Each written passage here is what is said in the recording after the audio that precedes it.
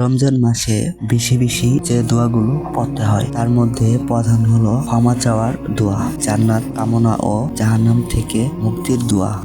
বিশেষভাবে আস্তাগফিরুল্লাহ, আল্লাহুম্মা ইন্নাকা আফুউন এবং আল্লাহুম্মা ইন্না নাসআলুকাল জান্নাতা দোয়াগুলো অধিক হারে পাঠ করা সুন্নত। এছাড়াও সারাদিন বেশি বেশি ইস্তেগফার ও কালেমা পাঠ করা উত্তম। রমজানের বেশি বেশি পড়ার মতো কয়েকটি দোয়া: ক্ষমা চাওয়ার দোয়া, বেশি বেশি উচ্চারণ আল্লাহুম্মা ইন্নাকা আফুউন তুহিব্বুল আফওয়া ফাফু আন্নি, যার অর্থ হে আল্লাহ, আপনি পরম ক্ষমাশীল, আপনি ক্ষমা করতে ভালোবাসেন, তাই আমাকে ক্ষমা করুন। জান্নাত ও জাহান্নাম থেকে মুক্তির দোয়া উচ্চারণ আল্লাহুম্মা ইন্না নাসআলুকাল জান্নাতা ওয়া নাউযুবিকা মিনান নার, যার অর্থ হে আল্লাহ, আমরা আপনার কাছে জান্নাত চাই এবং জাহান্নামের আগুন থেকে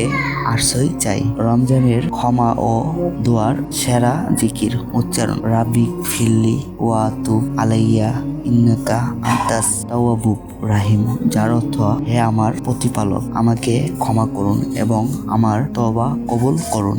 নিশ্চয় আপনি তওবা কবুলকারীকে ও দয়াবান।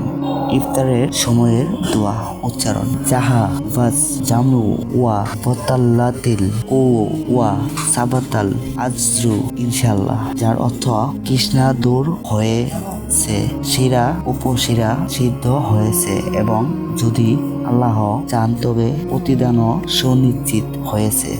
বেশি বেশি ইস্তেগফার সব সময়ের জন্য উচ্চারণ আস্তাগফিরুল্লাহাল আজিম আল্লাযী লা ইলাহা ইল্লা হুয়াল হাইয়ুল কাইয়্যুম ওয়া আতুবু ইলাইহি। এছাড়াও রমজানের প্রথম 10 দিন রহমত, দ্বিতীয় 10 দিন মাগফিরাতের এবং শেষ 10 দিন নাজাতের দোয়া, যেমন রাব্বানা আতিনা মিন লাদুনকা রাহমা বেশি বেশি পড়া যেতে পারে।